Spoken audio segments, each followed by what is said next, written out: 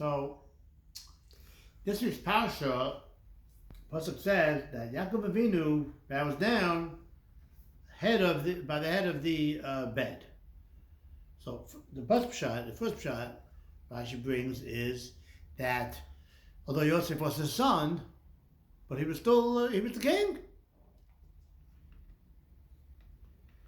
Then he brings a different pshat, a Rosh Hamita. It's talking about, let's play around with the words a little bit. Rosh Hamita, because of the fact that his mita, his bed was complete. The Rosh, the head represents the highest level. Mitas v'shalem. And he didn't have any, all his kids were all good. All Shvatim. Dina, great, Baruch Hashem, great children. And then, so why now? Well, now he's passing away, and Yosef was there, so Yosef could have easily be influenced for bad. He was the king. The nature of a king, a person in power, is the covet, the power gets to you, and things happen. He was also captured and lived amongst the Gentiles.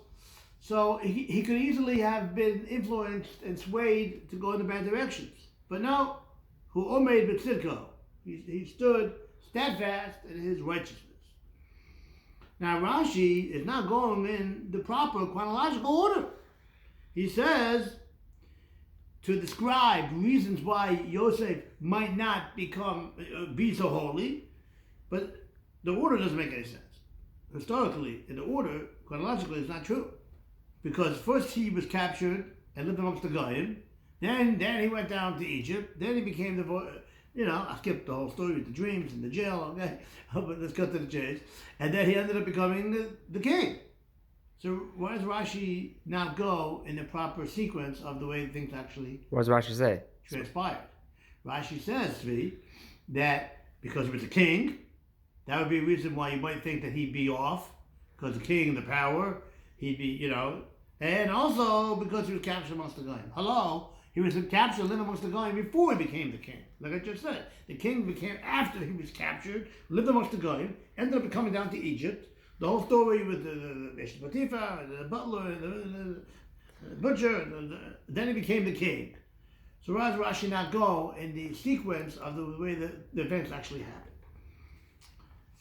There's an interesting medrash. It said in the Pasuk, it said in the Torah a few weeks ago, that Reuven had this idea. Vayishma Reuven had this idea, and he said, no. And he saved Yosef. What inspired Reuven to save Yosef? Because he thought about it. He thought about Yosef's dream. Yosef said that in the dream there are going to be 11 stars bowed down to him. So he included Reuven as one of the 11 stars or brothers, figures that were bowed down to him. Now he said to himself, he was still not sure if Yosef would actually count him amongst his brothers, because he did his sin, Parshas Vayechi, the cameraman's bar mitzvah parsha.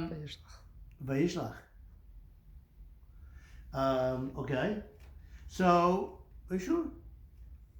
Okay, either way. So, the fact that Yosef included him amongst his brothers, and said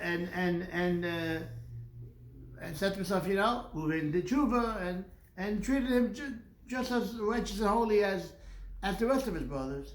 So he said to himself, hey, he was so nice to me. I'm gonna have some rachmana, some compassion on him. That's the medrash. So what do you see from this medrash? That because of the dreams of Yosef, Reuven understood that he had a proper mechila, that he was forgiven for his sin, and to the extent that he was counted amongst his brothers. But Reuven still wasn't sure, because the whole reason he knew that Hashem was Michael him, or at least Yosef, I guess through Nevuah, through Hashem, that he was Michaelim, based on a dream. We know you can't go by dreams.